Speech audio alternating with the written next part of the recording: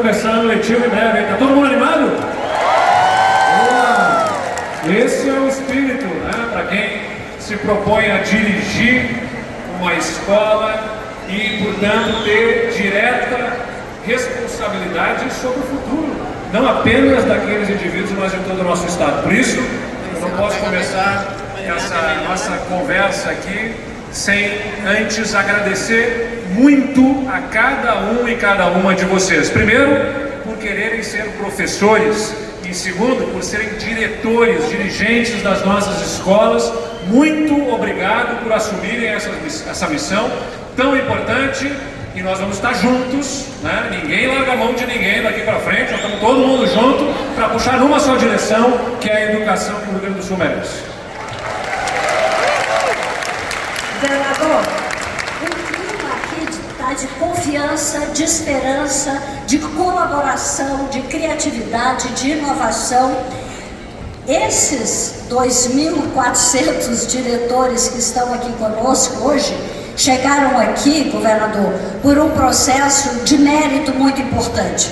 Fizeram um curso de 60 horas dados pela Fundação Getúlio Vargas, foram aprovados numa prova sobre gestão, fizeram um plano de gestão que apresentaram à comunidade, e a escolha da comunidade em cima do plano de gestão com o qual eles se comprometeram mostra também a liderança desses diretores que estão aqui. A gente sabe que os resultados positivos de aprendizagem do aluno são de pelo menos duas naturezas. Existem as características extraescolares e as intraescolares. As extraescolares estão ligadas às condições de vida da família, ao nível socioeconômico da família, às oportunidades de aula particular, de aula extra, que a gente sabe que existe. Intraescolar, dois aspectos são decisivos para a aprendizagem do aluno. O primeiro é a qualidade do próprio professor. Quando o professor entra em aula, governador, que ele está inspirado, motivado, preparado, capacitado, olha, ele transforma muita coisa.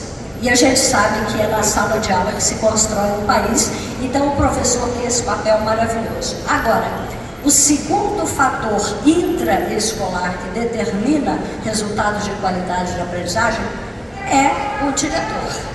É o diretor pela capacidade que ele tem de liderar, de inspirar, de criar um clima na escola de altas expectativas em relação a professores, em relação aos estudantes, de criar um clima de busca do conhecimento, do prazer do conhecimento. Então a gente tem um grupo que me enche de confiança nos resultados, na condução das nossas escolas daqui para frente. A gente tinha preparado um PPT com algumas passagens mostrando um pouco, governador, o que é que nós atravessamos, onde é que nós estamos, para onde nós vamos, mas eu sei que o senhor está com um problema sério de horário. O governador chegou hoje de uma viagem ao exterior.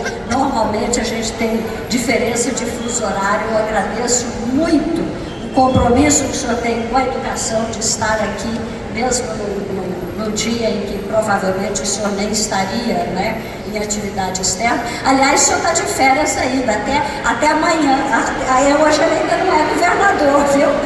Não, mas aqui é mais importante.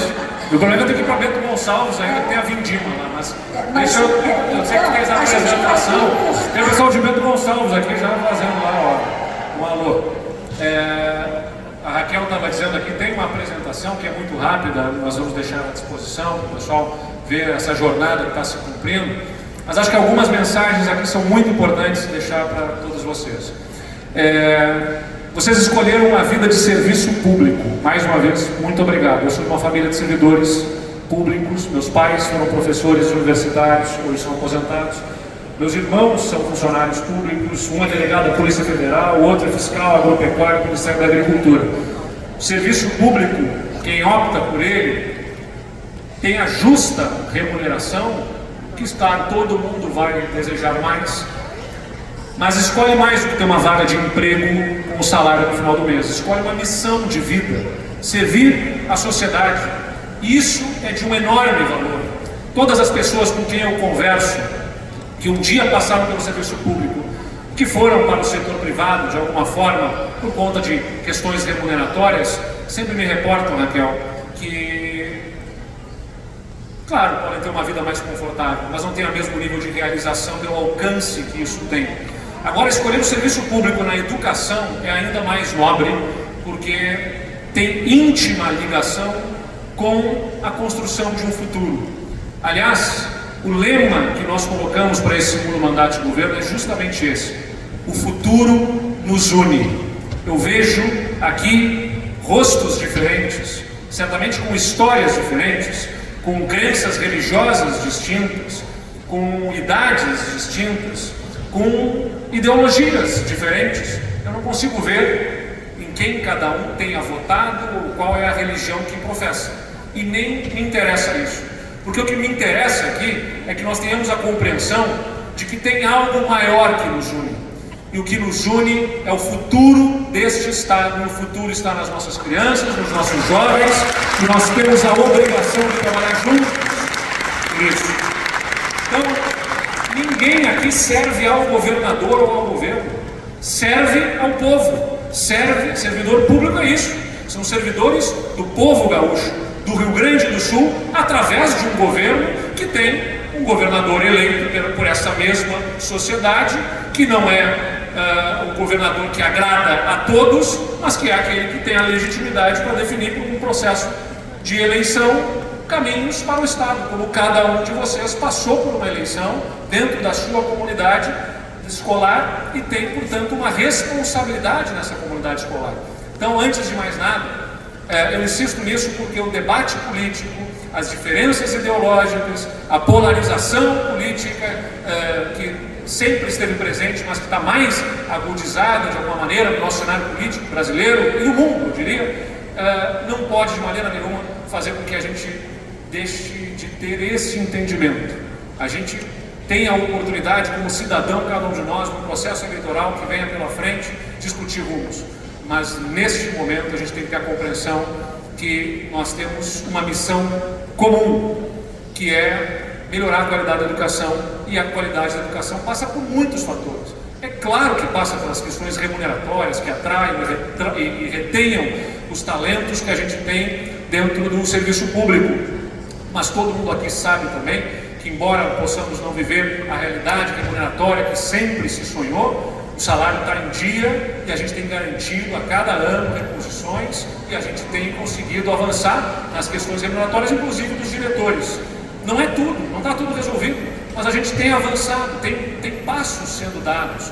A gente sabe que as escolas precisam melhorar a infraestrutura. Boa parte da estrutura das escolas do Rio Grande do Sul é da década de 40 ou 50, os prédios que foram construídos, e infelizmente ao longo das décadas não receberam a devida manutenção. Um telhado tem vida útil, a rede elétrica tem uma vida útil, e a estrutura da escola, que foi pensada num outro contexto, que as refeições eram feitas na sala de aula, já não podem mais ser. Hoje em dia é necessário que se tenham refeitórios, não foram sendo feitas ao longo do tempo, e hoje temos o desafio de colocar essa infraestrutura em dia. Não é fácil, falta muita coisa por fazer, mas a gente tem conseguido dar passos importantes para melhorar a manutenção das escolas. O Agiliza, que é um recurso que vai direto para o diretor, para a comunidade escolar poder encaminhar as intervenções mínimas.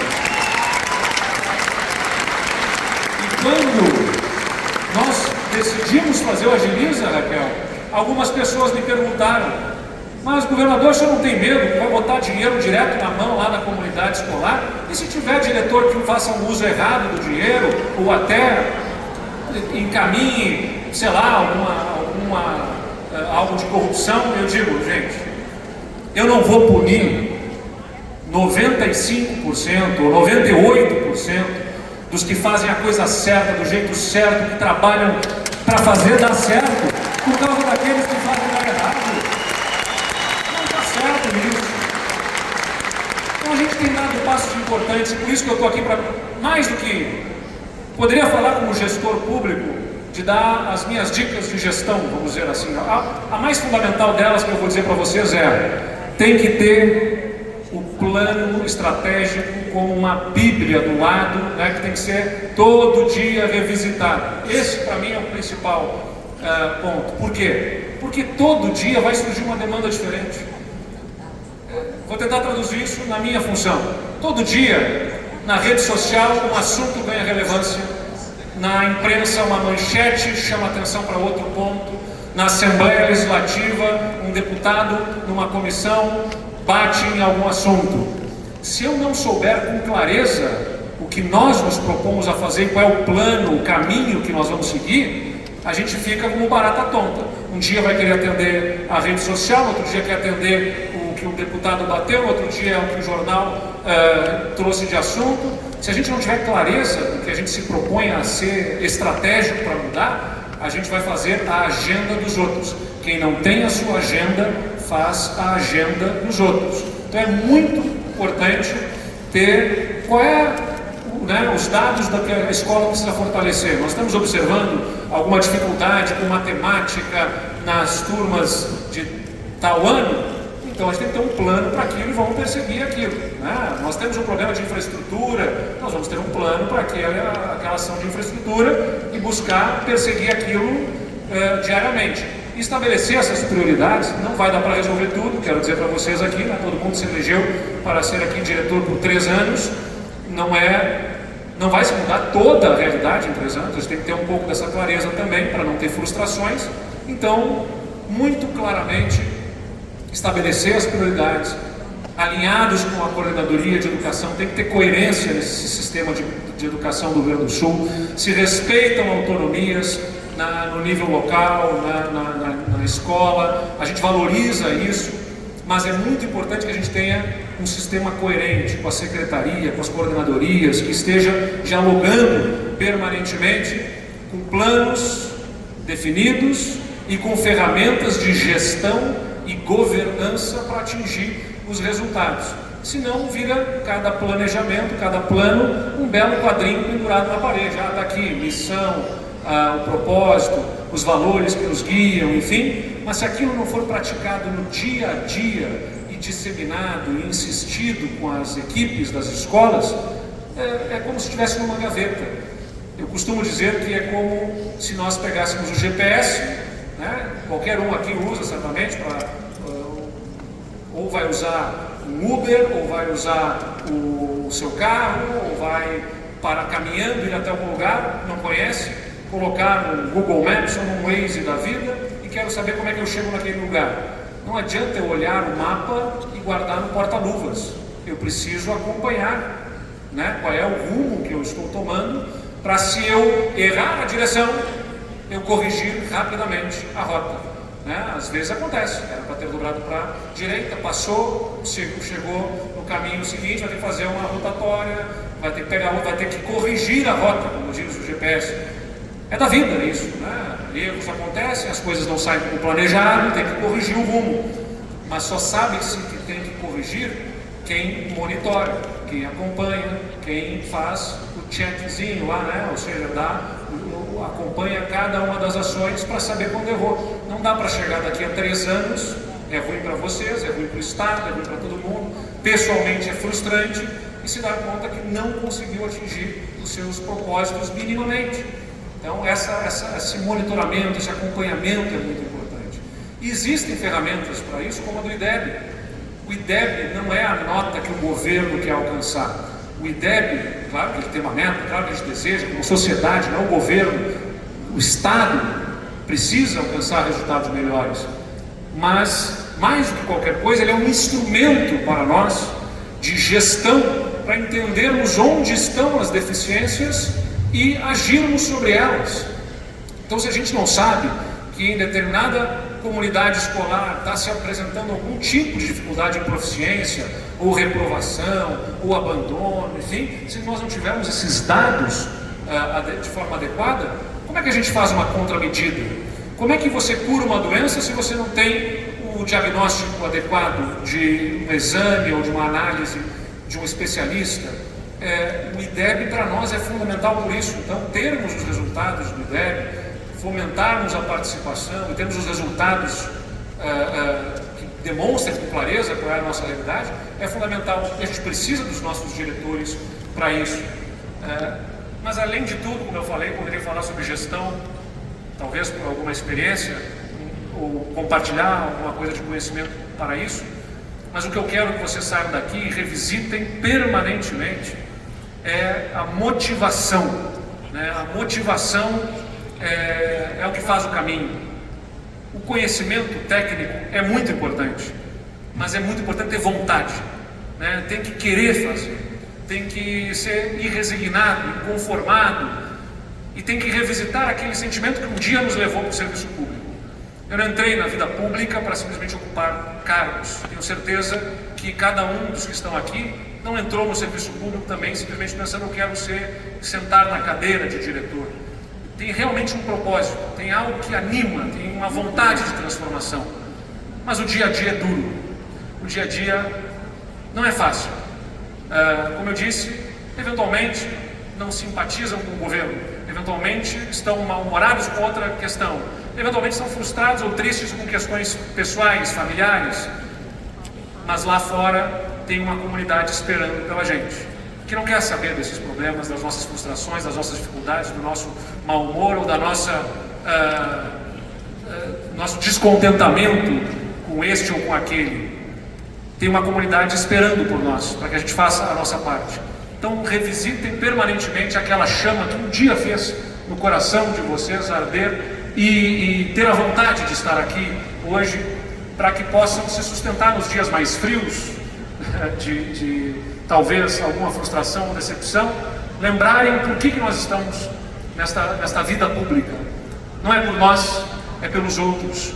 E os outros a quem vocês especialmente endereçam a vida de vocês são vidas que individualmente importam, mas que coletivamente fazem uma enorme diferença para o futuro do nosso Estado. Então desculpa aqui, Raquel, porque eu me emocionei falando um pouco sobre isso, porque se nós não tivermos um propósito, não adianta. A gestão fria, ela tem relevância. Ela é importante, tem que ter método, tem que ter prática, tem que ser persistente, mas a vontade é que faz o caminho. E a vontade do diretor, ela é uma vontade que irradia, para o bem e para o mal. Se for pouca vontade, vai desmotivar toda a rede, toda a comunidade à sua volta. Se for obstinado, insistente, persistente, eu sei que dá trabalho, mas podem ter certeza, vai tocar na vida de muitas pessoas para melhor. Por isso que eu comecei a falar aqui dizendo muito obrigado. Não vai ser fácil, mas vocês vão ter tenho certeza, no final desse processo, poder olhar para trás e todos nós juntos celebrarmos. Fizemos a diferença na história do Rio Grande do Sul. Porque se cada um fizer individualmente, muda a sua comunidade. Mas se todos fizermos juntos, a gente muda de verdade esse Estado para sempre. Olha, o senhor se emocionou e nos emocionou. Acho que nos emocionou porque é exatamente o que a gente espera. O senhor é um servidor em nível maior que a gente tem aqui. Cada um de nós somos servidores em determinados níveis, mas o senhor é o nosso líder maior.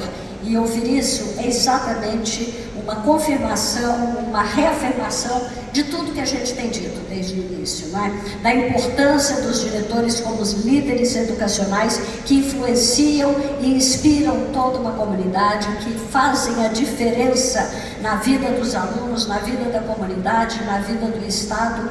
E a gente tem esse ambiente bonito e alegre porque está todo mundo confiante, governador. Eu tenho recebido muitos depoimentos, eu agradeço de coração as mensagens, os recados que eu tenho recebido, dizendo que estão se sentindo reconhecidos e valorizados.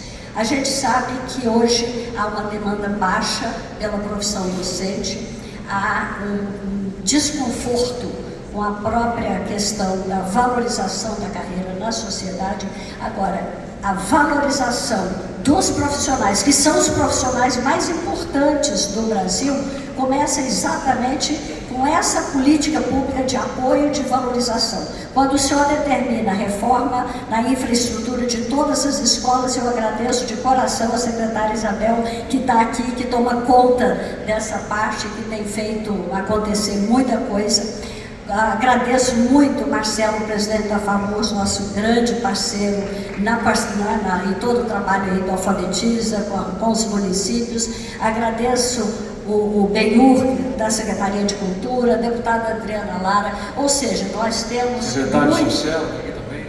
O Socella, grande parceiro aí do trabalho. Nós temos uma sociedade que valoriza, sim, a educação, que valoriza os profissionais, e o que nós estamos fazendo é exatamente nos fortalecendo pela colaboração e pela união. Ontem houve um dia todo de imersão, mão na massa. Eu já decidi que eu não vou mostrar PPT nenhum, já acabou a ideia do PPT. O PPT está aqui, ele é importante, vocês vão recebê-lo. Ele faz um apanhado do que foi feito, do impacto da pandemia, do impacto da Covid, do que está sendo feito, do Todo Jovem na Escola, do nosso docente, do Agiliza, de todos os programas que nós estamos fazendo. Tem uma projeção do que vai acontecer. Nós estamos construindo uma escola resiliente na infraestrutura, na questão socioemocional, nas informações climáticas. E neste momento estão chegando, governador, 70 mil novos Chromebooks para os estudantes nas escolas, para o uso dos estudantes. Estão nesse minuto chegando 280 mil laboratórios de ciência móveis para as escolas em tempo integral. Nós ampliamos este ano 95 escolas de ensino médio em tempo integral, já estamos com 300, eram 18, se você lembra, há pouquíssimo tempo atrás. Então, essa expansão enorme, porque é através da escola do tempo integral que o aluno e o professor permanecem mais tempo, tem mais oportunidade de acesso aos bens culturais, educacionais, de convivência, de aprendizado.